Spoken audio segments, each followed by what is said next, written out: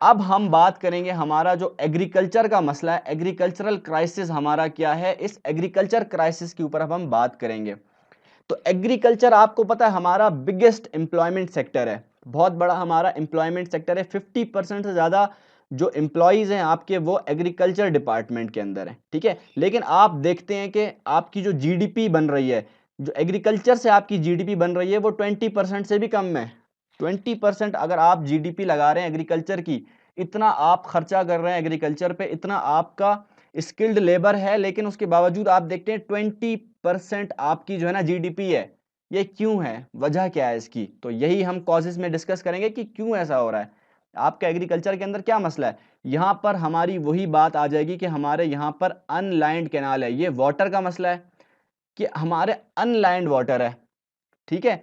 आप वही बात यहाँ पर है कि इनइक्विटेबल वाटर डिस्ट्रीब्यूशन है। आप देखते हैं कि जो आपका आपका वाटर क्राइसिस है, एग्रीकल्चरल क्राइसिस है, आपका एनर्जी क्राइसिस है, ये सारे आपस में इंटरलिंक्ड हैं। तो आपने इसको इसी तरह से लेकर चलना है, ठीक है। वहाँ के पॉइंट्स आप यहाँ भी डाल सकते हैं और यहाँ के पॉइंट्स आप वाटर क्राइसिस में भी ज़रूर यूज़ कर सकते हैं, ठीक हो गया।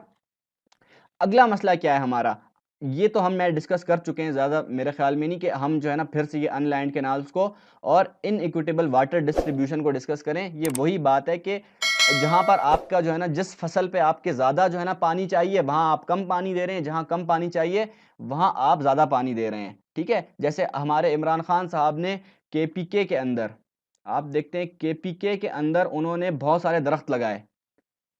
उन्होंने दावा किया कि भाई हमने तो मिलियंस जो है ना वो मिलियंस ऑफ ट्रीज हमने लगा दिए हैं। लेकिन समझने की बात यह कि आपने जो ट्रीज लगाए हैं, मेरे ख्याल वो संदल के ट्रीज हैं, अब वो आप देखते हैं तो वो बहुत ज्यादा वाटर जो है ना वो कंज्यूम करते हैं, ठीक है।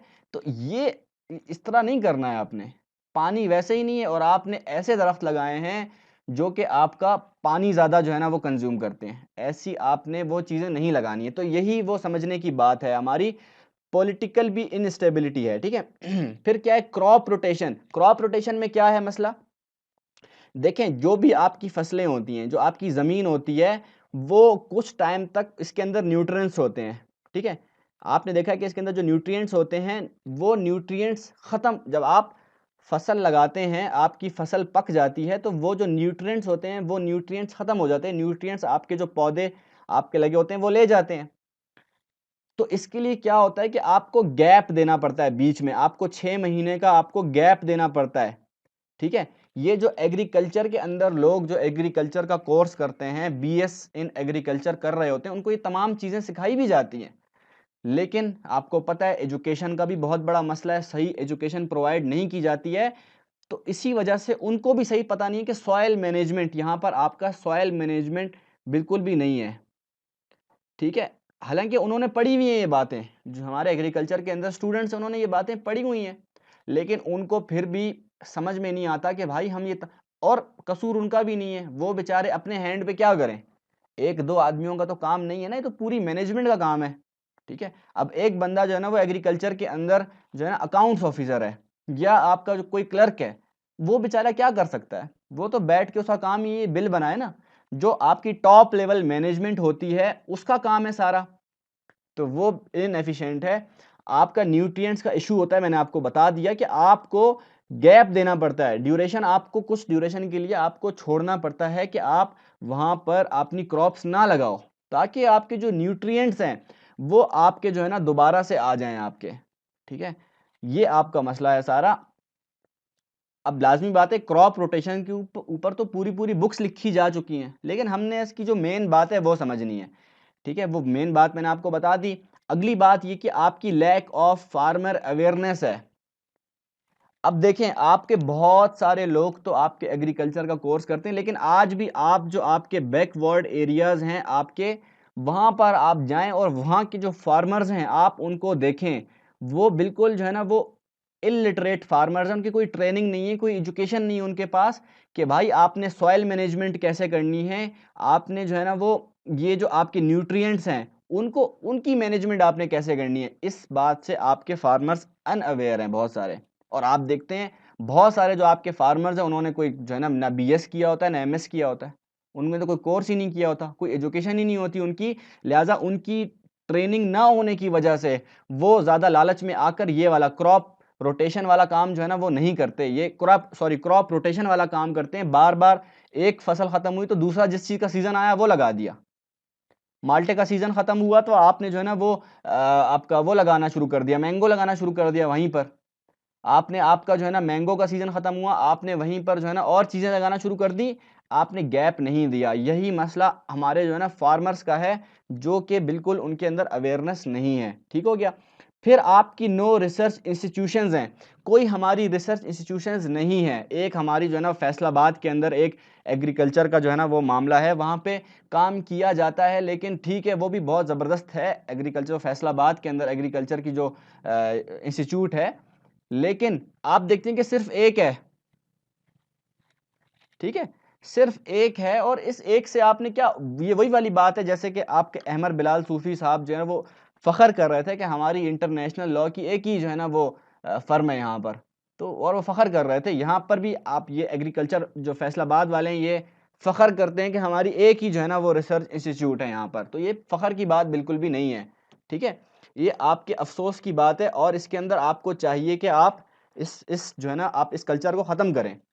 ठीक है, इंस्टीट्यूशंस क्या होती हैं कि आप देखते हैं कि आप बहुत सारे यहाँ पे जो सीड्स होते हैं,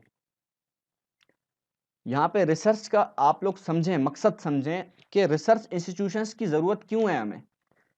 क्योंकि देखें आपकी बहुत सारी जो आपकी सीड्स होते हैं वो हाइब्रिड सीड्स होते हैं। अब हाइब्रिड सीड्स होते हैं आपके कुदरती, तो आप देखते हैं आजकल ऐसे नए नए फ्रूट्स आ रहे हैं मार्केट में जो कि पहले आपने नहीं देखे थे, अभी आ रहे हैं वो।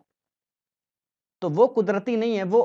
अब जैसे कि मैंगोज़ आप देखते हैं, कुछ मैंगोज़ हैं वो अजीब-अजीब किस्म के मैंगोज़ हैं। वो क्या है, वो हाइब्रिड, जो हाइब्रिड आपके मैंगोज़ हैं, हाइब्रिड आपका एक होता है कि वो एक नस्ल और दूसरी नस्ल, जो मैंगोज़ की एक नस्ल है, दूसरी नस्ल है, उनके जो है ना आपस में उनको फर्टिलाइज़ करवा के एक नई नस्ल बनाई होती है, इसको हम हाइब्रिड जो है ना वो कहते हैं। तो ये इसकी ज़रूरत है हमें, इसकी ज़रूरत है, इसीलिए हमें रिसर्च इंस्टीट्यूशंस जो हैं उनकी भी ज़रूरत है।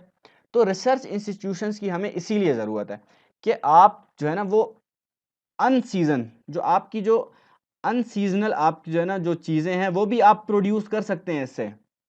मिसाल के तौर पर ऑरेंज है तो कीनू है, तो कीनू आप फिर जो है ना वो इस तरह से आप इस तरह की टेक्नोलॉजी से आप गर्मियों में भी कीनू लगा सकते हैं। ठीक हो गया। तो ये समझने की चीज़ है यहाँ पर, ये बात आपने अपने ज़हन में रखनी है। एक और मसला हमारा बहुत इंपॉर्टेंट है कि एग्रीकल्चरल टैबू का मसला है यहाँ पे। मसला ये क्या क्या बात हो गई? ये बात यही है कि भाई आप किसी बंदे को बोलते हो ना कि भाई फार्मर बन जाओ, वो बोलता है क्यों भाई, मैंने इतना पढ़ा लिखा इसलिए कि मैं किसान बनूं। ठीक है, तो किसान का जो लफ्ज़ है, ये किसान का जो लफ्ज़ है इससे लोगों को चिढ़ हो गई है। जो किसान का बेटा होता है वो इस बात पे फ़ख्र नहीं करता कि मैं किसान का बेटा हूँ, वो इस बात पर अफ़सोस करता है कि मैं किसान का बेटा हूँ। तो ये एग्रीकल्चरल टैबू है आपका, जो कि हमारे मुआशरे के अंदर है। लोग किस बाहर के मुल्कों में आप जाएँ, उनको शौक है, वो पैशनेटली आप जो है ना वो लोग क्या करते हैं कि वो फार्मिंग करते हैं। आप देखते हैं पाकिस्तान में भी हैं बहुत सारे लोग जिनको जो है ना पर्सनली शौक है इन कामों का, लेकिन ज़्यादातर जो ट्रेंडिंग पर मामला है वो एग्रीकल्चरल टैबू का मसला है। अब टैबू आप जो है ना वो क्यों लोग जो है ना वो इस बारे में इसमें अच्छा, क्योंकि एग्रीकल्चर की आप देखते हैं कि मैनेजमेंट है नहीं। ठीक है, आप फ़ख्र तो करते हैं कि हमारी जो है ना बेस्ट कैनाल सिस्टम है, लेकिन बेस्ट कैनाल सिस्टम आप देखें कितना पुराना भी तो हो गया है, उसकी मेंटेनेंस भी तो नहीं है। ये तमाम मसले आपने एनालाइज करने हैं। फिर आपका एक और मसला आता है अर्बनाइजेशन का। ये आपके इसी एग्रीकल्चरल टैबू से निकलता है कि किसान का जो बेटा होता है वो निकलता है अपने, वो उस इलाके से निकलता है। हाउसिंग स्कीम्स आपकी बहुत सारी आ रही हैं, आप देखते हैं कि इस्लामाबाद में जो आपके डेवलप्ड सिटीज़ हैं वहाँ पर आपके जो है ना वो हाउसिंग स्कीम्स आती हैं, और लोग खुश होते हैं कि वाह भाई वाह, ये तो बड़ा मज़ा आ गया, हाउसिंग स्कीम हमारी जो है ना वो हम यहाँ से निकलेंगे, अब कौन किसान बने, किसान तो बड़ी बुरी चीज़ है कोई। ठीक है ना? तो इस तरह से हमारे यहाँ किसान को बड़ी बुरी नज़रों से देखा जाता है, और फिर अर्बनाइजेशन होती है उसके नतीजे में, ये आपका इफ़ेक्ट भी है और आपका ये कॉज़ भी है, और इसी वजह से आपकी जो एग्रीकल्चरल आपका सेक्टर है उसके अंदर आप जो है ना तरक्की नहीं आ रही, क्योंकि यूथ आपका जितना भी है वो फार्मर बनना नहीं चाहता। तो ये आपको ज़रूरत है कि आप उन रीजंस को आइडेंटिफाई करो कि आपके लोग क्यों भाग रहे हैं एग्रीकल्चर से, ठीक है। ये बात आपने समझनी है। फिर क्या है, आपका जो फर्टिलाइजर्स है और आपका पेस्टिसाइड्स हैं, इनका आप एक्सेसिव यूज करते हैं, इससे आपकी जो आपकी क्वालिटी है उस पर, आपकी क्वालिटी पर इम्पैक्ट पड़ता है। मैं इसीलिए आप लोगों को साथ साथ इम्पैक्ट्स भी बता रहा हूं, ठीक है, ताकि आपने ये नोट करना है इम्पैक्ट्स। इसीलिए मैं जो है ना वो सेपरेटली डिस्कस नहीं करता हूं।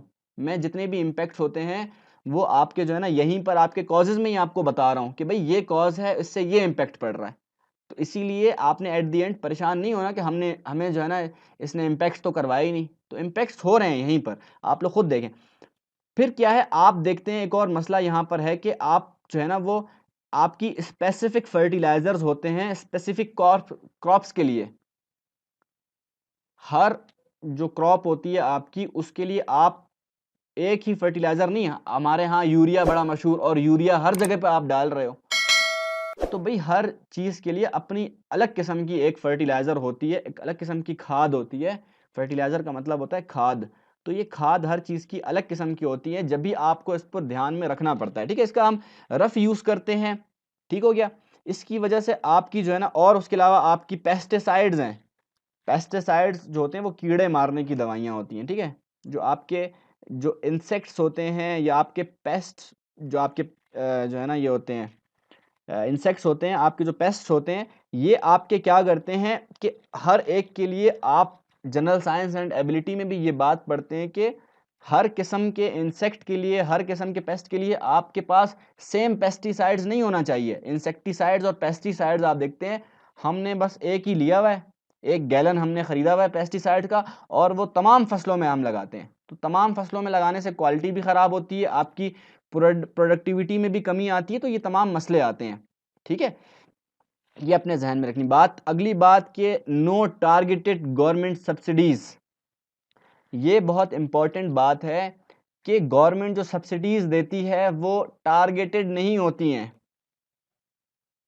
आप देखते हैं कि पंजाब का क्या हाल है, और जो आपका साउथ पंजाब है, ये आपका जो ओल्ड पंजाब है आपका, उसका क्या हाल है। लाहौर में आप देखें, जो आपका न्यू लाहौर और ओल्ड लाहौर है, उनमें आप फर्क देखें खुद ही, ठीक है। पंजाब के अंदर काफ़ी मसले परेशानियां हैं, ठीक है।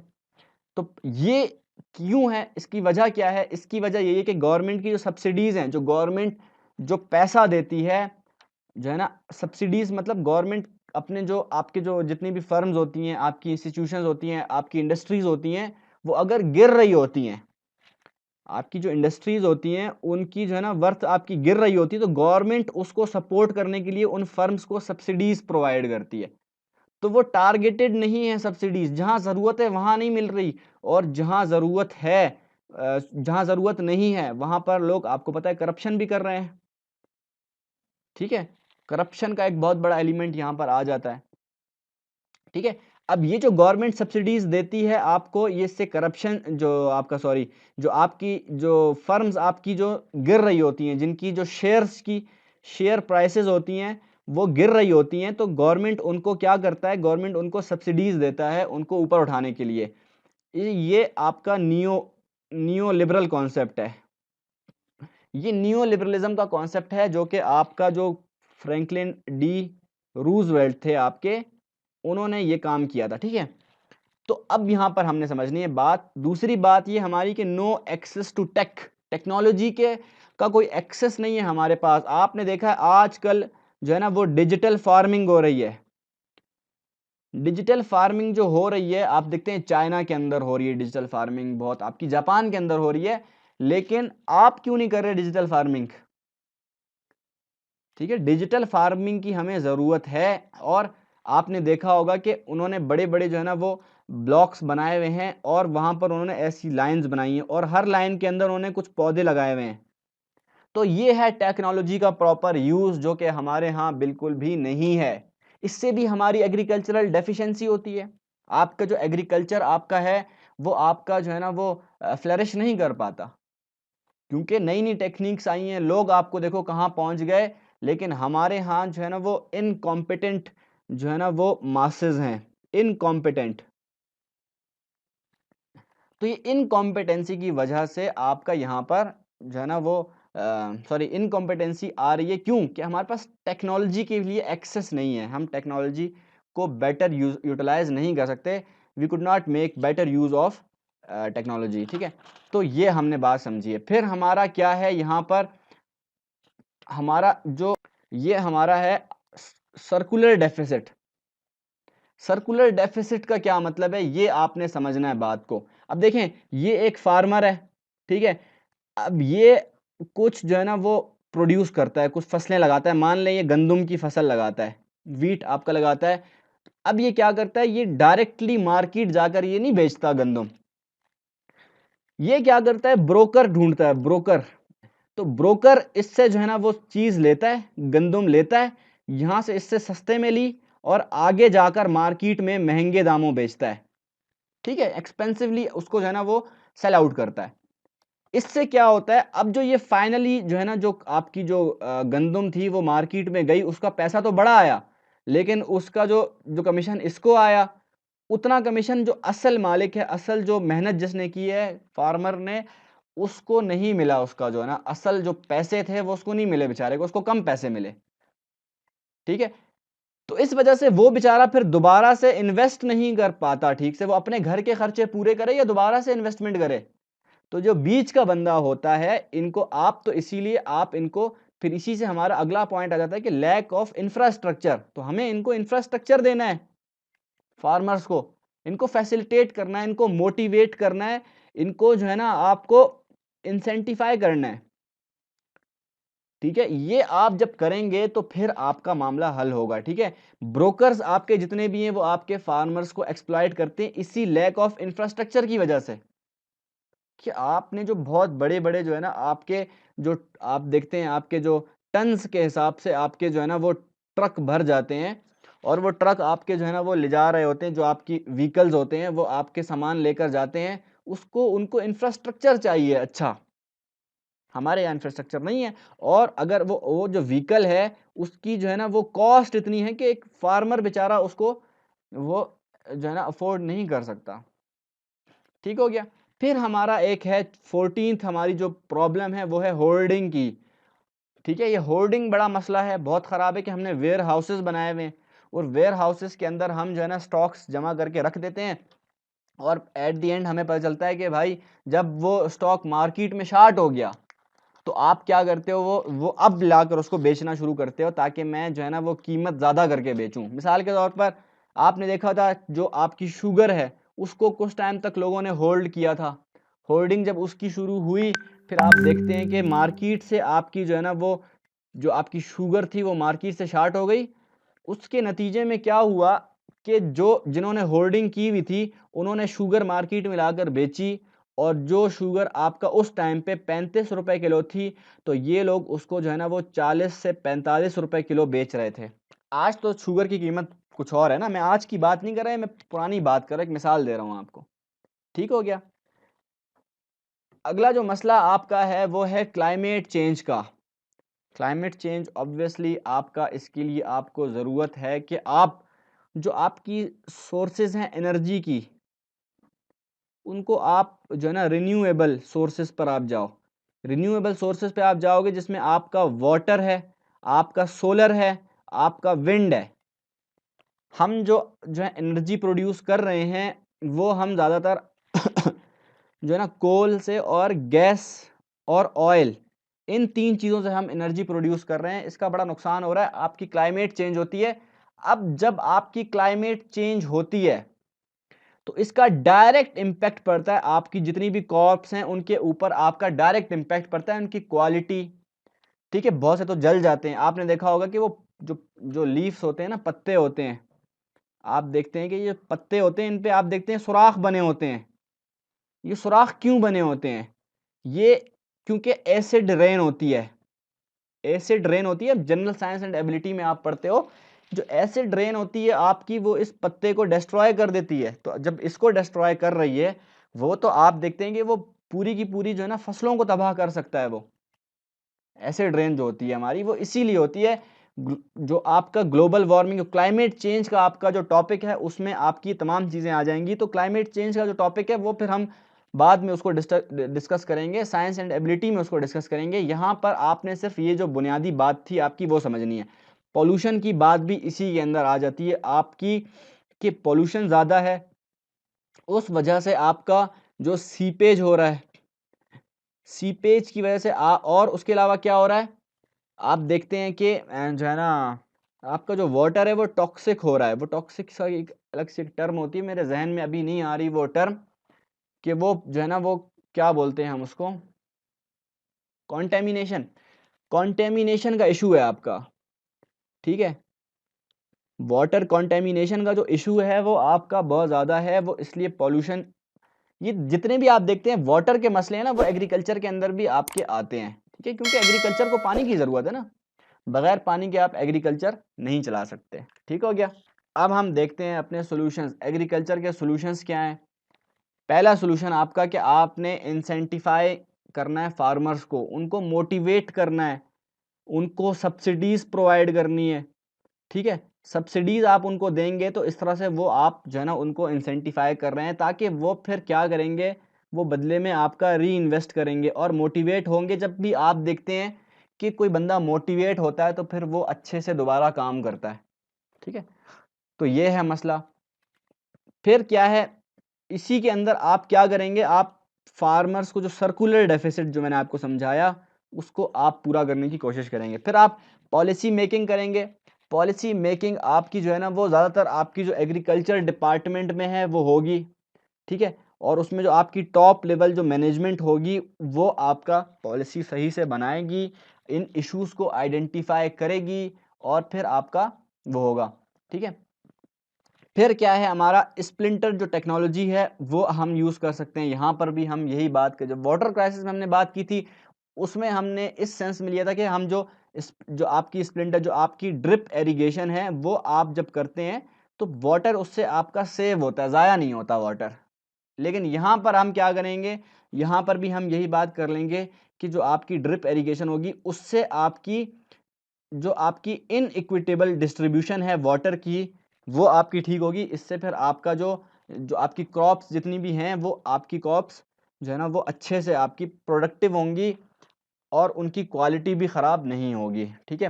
रिसर्च का काम करने की ज़रूरत है ताकि आप हाइब्रिड जो है ना आपकी हाइब्रिड जो सीड्स होते हैं उनकी तरफ आप जा सकें, ठीक है। ये आपने जहन में रखनी बात।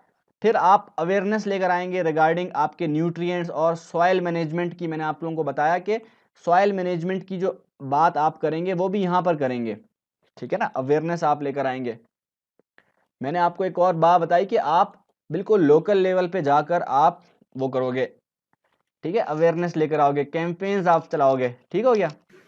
फिर आप क्या करोगे, आपकी जो टारगेटेड सब्सिडीज हैं वो आप जो है ना वो देखोगे कि भाई किसको ज़रूरत है सब्सिडी की, उसी को दूं ना मैं, जिसको ज़रूरत नहीं है, जो पहले से ही जिसका पेट भरा हुआ है उसको सब्सिडीज देने की क्या ज़रूरत है, ठीक है। तो आप यहाँ पर जो आपकी टारगेटेड सब्सिडीज हैं वो आप पूरी करेंगे, ठीक है।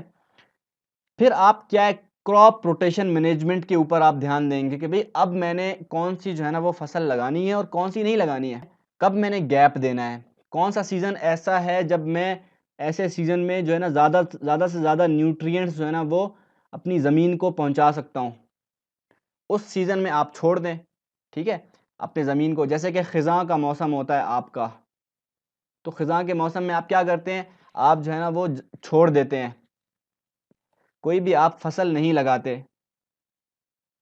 फिर आपका क्या है, आपने एग्रो मैन्युफैक्चरिंग लिंक्स आपने बनाने हैं कि आपकी जो इंडस्ट्रीज हैं वही आपके जो है ना वो एग्रीकल्चर के प्रोडक्ट्स, मिसाल के तौर पर एग्रीकल्चर में हमने जो है ना वो ऑरेंज प्रोड्यूस किया और मैन्युफैक्चरिंग इंडस्ट्रीज में उन ऑरेंज का पल्प बनाया जाता है, जूसेस बनाए जाते हैं, ठीक है। तो हमने लिंक्स बनाने हैं ताकि हमें फ़ायदा हो, हमारी जो प्रोडक्टिविटी है वो हासिल हो हमें, ठीक है ना। जो मैन्युफैक्चरिंग है वो डायरेक्टली अगर फार्मर से उनका लिंक होगा तो आप देखेंगे कि भाई फार्मर्स को भी फ़ायदा होगा, आपके जो इंडस्ट्रीज़ हैं उनको भी फ़ायदा होगा कि उनको अच्छी क्वालिटी की चीज़ मिलेगी, और आप रॉ मटेरियल एक्सपोर्ट करने के बजाय फिर आप वैल्यू एडेड सर्विस आप दे रहे होंगे और वैल्यू एडेड चीज़ें आप जो है ना वो एक्सपोर्ट कर रहे होंगे, जूसेस एक्सपोर्ट कर रहे होंगे। आपने अभी देखा है पाकिस्तान का कोई जूस हो पाकिस्तान तो कोई जूस, आप नेस्ले के देखते हैं, आप जो है ना उसके चाइना जो ईरान वाले आ रहे हैं वो देखते हैं, आप पाकिस्तान के बहुत कम में कोई गिने चुने जो है ना वो प्रोडक्ट्स हैं। ठीक है, तो इस पर आपने ध्यान देना है। प्रोसेसिंग आपके जो है ना, जो प्रोसेसिंग सेंटर्स आप बनाओगे उसमें आप क्या ब्रीडिंग के ऊपर जो है ना वो रिसर्च आप करोगे। ठीक है, आप प्रोसेसिंग सेंटर्स बनाओ और उनके अंदर आप रिसर्च करें। आप जो है ना जो हाइब्रिड, मैंने आपको बताया कि हाइब्रिड जो आपकी ब्रीड्स होते हैं, ब्रीडिंग होगी वो आप लेंगे। ठीक है ना, यानी कि जिस आपके जो फसल का मौसम नहीं है वो फसल भी आप ले सकते हैं।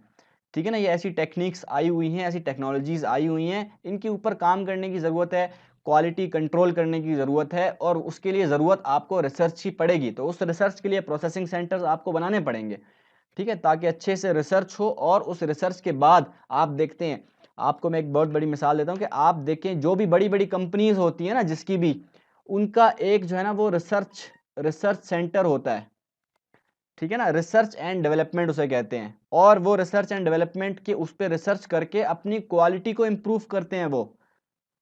जैसे कि आपको मैं मिसाल देता हूँ, आपका जो आपके ये क्या कहते हैं, डेयरी मिल्क वाले हैं आपके, कैडबरी की आपकी जो फर्म है, वो आप देखते हैं कि उन्होंने जो है ना रिसर्च की। उनका एक टाइम में आप देख रहे थे कि भाई, मैं आपको एग्रीकल्चर की मिसाल नहीं दे रहा, मैंने आपको एक और मिसाल दी है सिर्फ बात समझाने के लिए। यही काम आप एग्रीकल्चरल जो आपकी फील्ड्स हैं उसमें आप कर सकते हैं। कैसे? देखें, कैडबरी वालों को ये एहसास हुआ कुछ टाइम पहले कि भाई हमारे जो जो चॉकलेट है वो बच्चे खाते हैं, बूढ़े खाते ही नहीं है।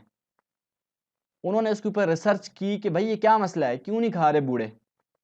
तो पता चला कि भाई जो बूढ़े हैं उनके यहाँ ये जो है ना एक उनका दिमाग इस जहन बना हुआ है कि भाई बूढ़े चॉकलेट नहीं, बच्चों के खाने की चीज़ है चॉकलेट।